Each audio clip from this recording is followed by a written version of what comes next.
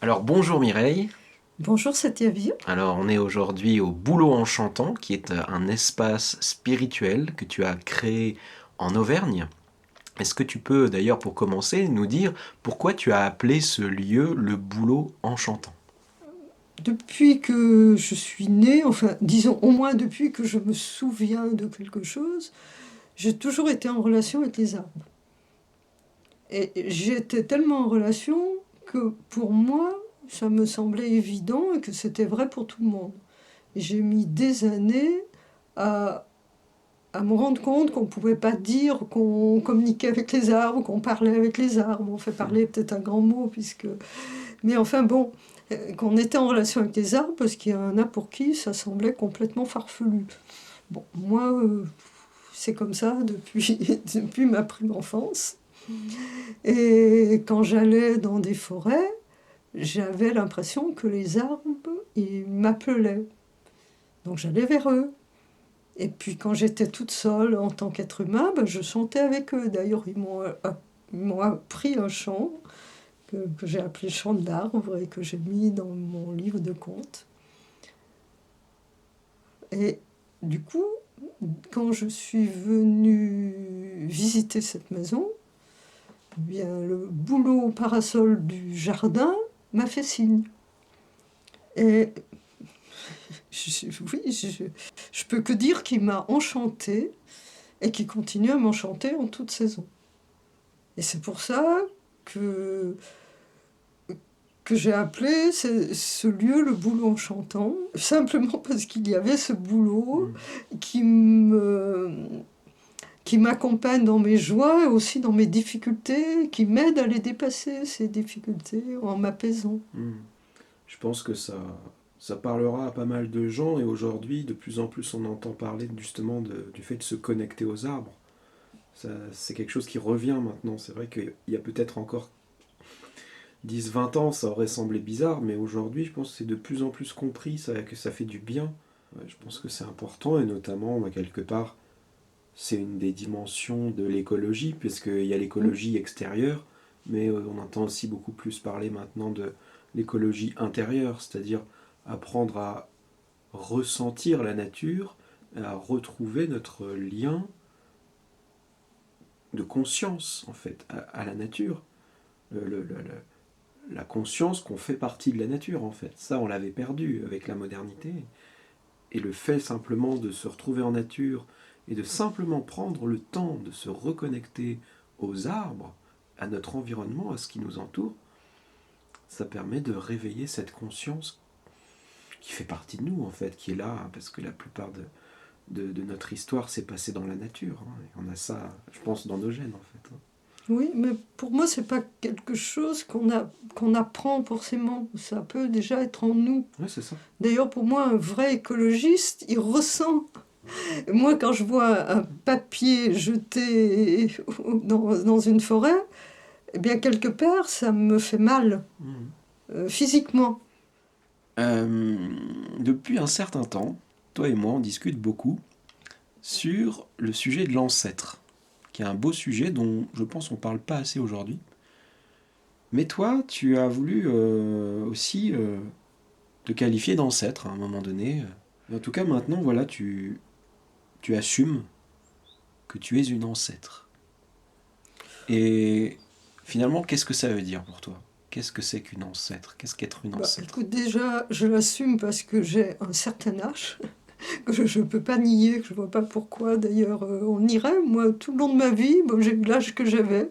Et maintenant, ben, j'arrive à un certain âge. J'aimerais bien appartenir à une tribu. Ça me semblerait plus facile que d'aller dans un EHPAD. Ouais, c'est sûr. Mais malheureusement pour moi, je n'ai pas une tribu autour de moi. Ce qui n'empêche que j'ai peut-être quand même des choses à transmettre, que j'ai peut-être à témoigner d'un long parcours de vie, mais pas à témoigner pour témoigner ou à dire ben, c'était mieux dans le passé. Les expériences que j'ai vécues m'ont fait évoluer, m'ont fait mûrir. Et, mais maintenant, il y a la société aussi évolue, donc il y a un autre contexte. Et ce qui est important, c'est de partager à partir de ces expériences du passé et de voir ce que ça peut apporter à ce nouveau contexte. Et comme j'ai fait beaucoup d'expériences dans le domaine du développement personnel et spirituel, bon ben, je pense que j'ai des choses à transmettre dans ce domaine-là. Et voilà. Tu es une ancêtre, donc, mais une ancêtre occidentale, en fait. Hein. Oui, parce que je vis et je suis née en France. L'Occident m'a apporté des choses, enfin, m'a permis en particulier de m'ouvrir à la science. Et les rencontres que j'ai faites ont fait que ça ne m'a pas ouvert à la science uniquement parce qu'elle apporte à la société, mais aussi quel rôle, quel lien elle a avec le domaine spirituel. Donc ça, pour moi, c'est vraiment très important. Et c'est pour ça que je me définis comme une ancêtre occidentale, parce que ce que j'ai appris me vient de l'Occident, ce qui ne veut pas dire que je n'ai pas des relations aussi avec d'autres... Alors culture est peut-être un grand mot, parce que disons que j'ai des relations avec une voie spirituelle qui est au Brésil, mais le Brésil étant un pays multiculturel, ça me déconnecte pas de l'Occident. Je ne veux pas dire que je suis une ancêtre amérindienne, bien que j'ai justement ma spiritualité m'a emmenée au Brésil, où j'ai été initiée, consacrée dans la mouvance Umbanda. L'Umbanda. Où on prend en compte justement à la fois les traditions africaines, amérindiennes et européennes. C'est une spiritualité qui est très peu connue en France, l'Umbanda. Est-ce que tu veux nous en dire un peu plus? Qu'est-ce que c'est l'Umbanda? Alors ce serait très très long de dire ce qu'est l'Umbanda. Mais justement, en fonction de ce qu'on vient de dire, disons que déjà une de ses particularités, c'est qu'elle a émergé au Brésil, dans ce pays multiculturel. À une époque où les descendants et ça c'est important, des esclaves africains, et les descendants des Amérindiens autochtones de ce pays, parce qu'il y a eu des Amérindiens dans toute l'Amérique, ont pu mettre à jour, enfin, à nouveau pratiquer leur parce qu'elles étaient interdites. Spiritualité ancestrale. Elles avaient été interdites et ils ont pu... Elles avaient été interdites au moment où... Là, au Brésil, c'est les Portugais, mais c'est pas mieux quand c'était les Français ou d'autres. Quand les Portugais ont envahi les catholiques Brésil, avaient interdit... Les prêtres catholiques avaient interdit ces pratiques, autant chez les Amérindiens qu'on a mis dans des réserves, que chez les Africains qu'on a amenés comme esclaves. Ils n'avaient pas le droit de pratiquer leur religion, ils devaient pratiquer la religion catholique. Donc, à une époque, après quand il y a eu l'abolition de l'esclavage, et donc ils ont pu à nouveau pratiquer. Mais comme les siècles avaient passé aussi, il y en a qui ont pratiqué indépendamment, et d'autres qui ont fait une relation entre plusieurs pratiques. Et ce qui était important justement dans la création de l'Umbanda, c'est que ça a émergé au Brésil à cette époque où les Amérindiens et les Africains ont pu à nouveau pratiquer tel qu'ils le désiraient leur spiritualité ancestrale, mais c'est à peu près à la même époque qu'en Europe, en France en particulier, des spiritualités qui n'avaient plus droit d'être pratiquées ont aussi pu être mises à jour. Elles se sont libérées à nouveau. Et là, c'était pas les envahisseurs qui avaient empêché, c'était l'Inquisition. Et de quelle spiritualité tu parles là? Et je parle en particulier des druides. Le druidisme. Du druidisme, oui. Et aussi de toutes les spiritualités liées à des formes de médiumnité, comme le spiritisme, le magnétisme et d'autres formes de spiritualité qui avaient quand même qui continuait plus ou moins. Il y a quand même eu toujours des rebouteux. Ouais, Il y avait ouais. toujours les rebouteux quand même dans les villages qu'on allait chercher. D'ailleurs, le spiritisme, c'est aussi une des composantes de l'Umbanda, du coup. Il y a eu un échange Il y là-dessus. a eu un échange parce que justement comme ça, cette résurgence, elle a eu à la même époque et que du coup, comme le Brésil, par sa formation est multiculturelle, il y a eu beaucoup de mélange de populations. Oui, c'est le pays du métissage. C'est vraiment le pays du métissage et de la multiculturalité. Je crois que c'est le mot multiculturel le plus important que le métissage. Eh bien, du coup, ce qui était encore mal accepté en France a pu l'être mieux au Brésil, en particulier le spiritisme. Donc, ça a entraîné aussi une influence des uns sur les autres. Et c'est peut-être pour ça que, d'ailleurs, moi, dans le temple où j'ai été initiée, ben, je ne vois pas une très grande différence avec ma culture française. Et donc, quand tu mélanges ces trois éléments, c'est-à-dire la spiritualité qui vient d'Afrique, la spiritualité d'Amazonie et le spiritisme, ça donne quoi au final? Ça donne l'Umbanda, mais qu'est-ce que ça ressemble à quoi au final, l'Umbanda?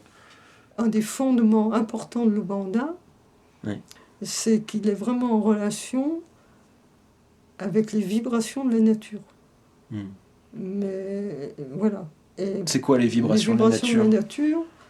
Alors, qu'est-ce que les vibrations Par exemple, de la nature? c'est quoi C'est quand il peut avoir la vibration de l'arbre, il peut avoir la vibration du rocher, il peut avoir la vibration de l'eau. De la même manière, les éléments, la vibration de chaque élément, tous les éléments, de chaque être de la nature. De la même manière qu'on peut être fortement en relation avec un arbre, il y en a d'autres qui sont fortement en relation avec les rochers. Ok, donc l'Umbanda, c'est une spiritualité qui est centrée sur les vibrations de la nature, au sens qu'il y a différentes énergies dans la nature, l'énergie de l'eau, l'énergie des forêts, des sous-bois, de toute manière, de la mer, c'est évident que les Africains, depuis longtemps, sont en relation avec les énergies, puisqu'ils rentrent dans des états de transe, et que les Amérindiens aussi le sont. Okay. Alors, je ne parle pas que de l'Amazonie, je parle aussi des Amérindiens autochtones du Brésil, et il n'y a pas qu'en Amazonie qu'il y avait des Amérindiens. Au Brésil, il y en avait partout. Et donc on entre en relation avec ces vibrations de la nature, et ça donne quoi du coup? Comment on entre en relation avec? Alors, ça donne ce que ça donne pour chacun, mais en tous les cas, ce que ça peut apporter, ce qui est une pratique très importante dans l'Umbanda, c'est qu'on va rentrer en relation avec ces vibrations à travers la médiumnité d'incorporation. Alors, tu vas me demander ce qu'est la médiumnité d'incorporation. Sache que je pense qu'on peut en trouver la définition sur Internet. Déjà, la médiumnité, je vois un peu ce que c'est. La médiumnité, tu dois quand même savoir ce que c'est. Mais parce que maintenant, tout le monde, quand même, sait ce que c'est dans le milieu du bien-être que la médiumnité. Oui, c'est même un peu à la mode maintenant. Voilà, mais l'incorporation, c'est particulier, ça, quand même. L'incorporation, il y en a qui la connaissent pas mal, quand même, puisque j'en ai rencontré, qui sont pas forcément dans l'Umbanda, et qui pratiquent peut-être même pas le même genre d'incorporation. Disons que l'incorporation, tu rentres en relation avec une énergie ou un guide qui est sur un autre plan que le plan terrestre, à travers un ressenti corporel. Tu laisses venir en toi cette énergie ou ce guide corporellement. C'est-à-dire que, par exemple, pour certains guides, tu vas prendre une position particulière. Et toi, tu restes conscient quand ce phénomène a lieu ou... Alors, c'est comme un peu de la transe, quoi, j'imagine. Moi, c'est une transe. C'est une transe différente, un peu différente. C'est une forme de transe chamanique, mais qui est un peu différente de la transe quand même du ça chaman fait penser en tant aussi que au chamanisme. Mais dans l'Umbanda, on peut, ça dépend des temples, parce que chaque temple est indépendant, on peut aussi avoir une forme de transe chamanique. Mais la transe d'incorporation est un peu différente de la transe chamanique. Ah oui. Et alors, quelle était Parce que par exemple, dans le chamanisme, on peut... je sais pas, je vois des chamans qui deviennent des loups quand ils sont en transe, ou qui deviennent des oiseaux. C'est un peu de l'incorporation, ça aussi. Justement, là, peut-être qu'on va être moins en relation avec que la vibration animale. On va être plus en relation avec la vibration de la nature. Ouais. On va incorporer la vibration de l'eau de source ou la vibration de la mer, de l'eau de mer. On va pas normalement C'est moins des animaux. dans l'Ubanda, dans les cérémonies Ubanda les plus courantes, on n'incorpore pas des animaux. D'accord. Ok. Tu peux incorporer d'autres choses que des vibrations de la nature aussi ou...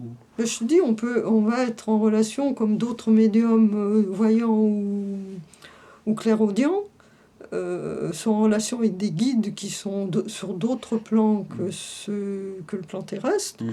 Par incorporation, on peut être en relation avec des guides qui sont sur d'autres plans que le plan terrestre. Et donc ces guides viennent à travers toi s'exprimer et délivrer des messages. Ils vont délivrer des messages ou aussi envoyer une forme d'énergie à des personnes qui en auraient besoin pour se faire du bien. D'accord. Il n'y a pas que la délivrance de messages. D'accord. Tu as été dans des cérémonies justement d'Umbanda où il y a des personnes qui viennent consulter des guides à travers les médiums d'incorporation. Oui, d'ailleurs, normalement, quand on fait une cérémonie d'Umbanda, alors par exemple au Brésil, et dans certains temples, ça se fait une fois par semaine. Donc il y a des gens qui peuvent venir uniquement pour consulter, pour se faire du bien. Mais il n'y aura pas que la consultation, il y aura aussi toute l'énergie qu'il y aura entre les médiums qui incorporent. Oui, je comprends. Ça peut donner l'impression extérieurement comme une forme de danse, mais c'est pas une forme de danse, c'est pas un spectacle. Enfin, d'accord. Et alors, qu'est-ce que tu proposes du coup aux gens qui seraient intéressés par cet univers spirituel et qui auraient envie de venir te voir au boulot en chantant? Qu'est-ce que vous allez faire ensemble avec ces personnes? Déjà, je pourrais déjà leur répondre à leurs questions, parce que là, ce que je t'en ai dit, c'est rapide. C'est un petit peu simpliste, disons, un peu simplifié, un peu rapide. Donc, je pourrais déjà leur répondre à leurs questions. Et puis, éventuellement, s'ils le désirent, je peux leur proposer des petits rituels d'approche, parce que bon, normalement les cérémonies se font avec des tambours africains, au son de tambours africains. Moi, je connais je peux que avoir des petits chants ou mettre des CD, mais ça n'empêche pas d'incorporer. Et puis je peux aussi les emmener dans la nature où j'appelle mes guides, et éventuellement là je peux leur permettre de consulter mes guides. Il y a des lieux que tu connais ici en Auvergne qui sont intéressants pour faire ça. Il y a beaucoup de lieux énergétiques ici en Auvergne, qui est une terre tellurique. Et druidique. Oui, qui est une terre druidique aussi, mais enfin bon, sur ce qu'ils font les druides, je préfère que ce soit eux qui en parlent, même si je les ai rencontrés et que justement ils m'ont, ça je les en remercie beaucoup, ils m'ont indiqué beaucoup de lieux particulièrement énergétiques. D'accord. Bon, puis j'imagine que si quelqu'un vient te voir, tu vas aussi lui présenter ton boulot quand même, parce que ça, c'est quand même assez central. Moi, ce que je propose, c'est que simplement pour une petite rencontre conviviale, pour se ressourcer même, ceux qui n'ont pas la chance d'avoir un boulot chez eux ou un autre art. Un boulot pleureur, hein, je précise. Parasol. Ah oui, un boulot parasol. Il ne pleure pas, le mien. Et ça fait le même effet que le sol pleureur, effectivement. Il a des branchages où on se met dessous. C'est ça oui, mais il a aussi une branche qui s'élève vers le ciel. Ouais, ce qui fait que déjà, on peut se rencontrer, échanger un petit peu en profondeur pour mieux nous connaître, enfin, échanger au niveau qu'on le veut bien. Hein. Et puis, on peut aussi faire, sous le boulot, la méditation de l'arbre, puisque le boulot peut nous permettre... le boulot lui-même, par ses racines, il s'unit aux forces telluriques de l'Auvergne, et par ses branches il nous met en relation avec la terre et le ciel pour aller vers plus de lumière. Est-ce que en tant qu'ancêtre aussi, avec ta longue expérience humaine et spirituelle, tu peux aussi aider des gens qui auraient besoin un petit peu qu'on les accompagne ou qui ont plein de problématiques de vie diverses et variées, et qui se cherchent, qui ont besoin peut-être d'une écoute, voire d'une aide un peu spirituelle? Est-ce que c'est quelque chose que tu sais faire aussi L'aide spirituelle, disons que je la ferai plus à travers mes guides.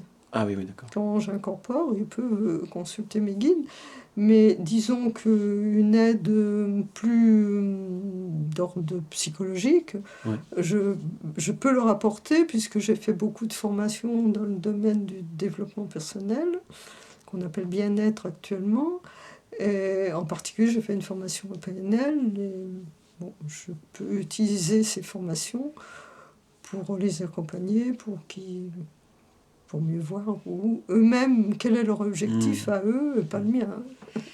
Ok. Il y a d'autres choses que tu proposes ici Écoute, moi, il y a quelque chose qui m'intéresse, c'est qui m'a toujours intéressé dans ma vie, c'est de ne pas rentrer dans une démarche spirituelle ou dans une démarche de développement personnel et d'oublier que la société existe. Ah oui, oui. C'est pour ça que j'aimerais bien, effectivement, que nous nous rencontrions peut-être au cours de cercles de parole, spiritualité et société, Ouais, ça, on va essayer d'en que organiser. que j'aimerais bien co-créer avec toi. Et donc, les gens, s'ils veulent te contacter, comment ils font du coup On peut m'envoyer un message privé sur Facebook ou ils me téléphonent. Écoute, moi, je suis ravi d'avoir fait cette interview et puis je te dis à bientôt et j'espère que des personnes intéressées viendront jusqu'à toi. N'hésitez pas, c'est vraiment un bel espace avec une très belle énergie et Mireille qui sera là pour vous accueillir a plein de belles choses à vous apporter.